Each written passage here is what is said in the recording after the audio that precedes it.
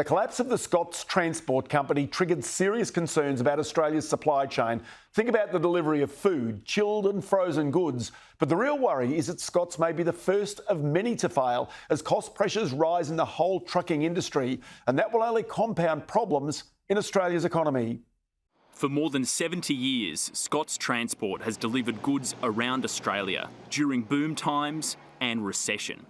The business grew to more than 1,500 workers, more than 500 trucks, 1,000 trailers and 24 warehouses with cold store facilities. But then, with little notice just 3 weeks ago, it collapsed. I think, and sadly, I think Scots is perhaps the start of more companies of that size going under, simply because they work on such small margins and it doesn't take much to knock it out of equilibrium. Scots is contracted to deliver cold goods for Coles, Woolworths and Aldi, and therein lies a part of its problem. If you have a look at it, there's a company, it's been around for donkey's years. It's always been run really well, but that's a company that's come under pressure, through its contracts, through its costs. It's got ageing fleet, it's got rising debt. It's just a recipe for disaster. So if you've got big guys like that are under a lot of pressure, how do you think your smaller guys are going? And this is the thing that worries us. The mid-tier guys, the smaller guys, they're going to feel the pressure just as well as the big guys. Private equity owner Anchorage Capital Partners reportedly bought Scots in June 2020 for about $75 million. It was considered then to be a COVID-inspired knockdown price. Now, less than 3 years later, it's apparent the company was no bargain. It's now been tipped into administration. Insolvency may follow, and that has implications for food deliveries. Quartermentha partner Scott Langdon told the Australian Financial Review that it cannot provide customers and the public with an assurance that there will not be any disruption to services provided by Scots and the continuity of food supply. The collapse of Scots shows the power of Australia's big supermarkets, who put immense cost pressure on transport operators in order to keep their own costs down. And like the construction industry, if you have rising costs but fixed price contracts, it's a recipe for disaster. The big end of town has the better negotiating power.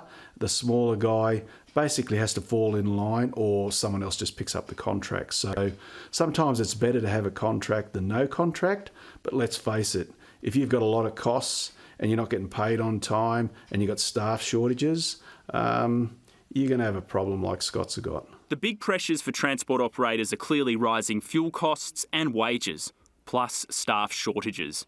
Everyone's numbers are a little bit different, right? But just to give you an idea, fuel and wages probably represent something like 65% of my total cost base. So obviously those two things we watch fairly carefully because they are very significant in the total cost of doing business in transport. David Smith is the chairman of the Australian Trucking Association. He also runs Smith Haulage, based out of South Australia.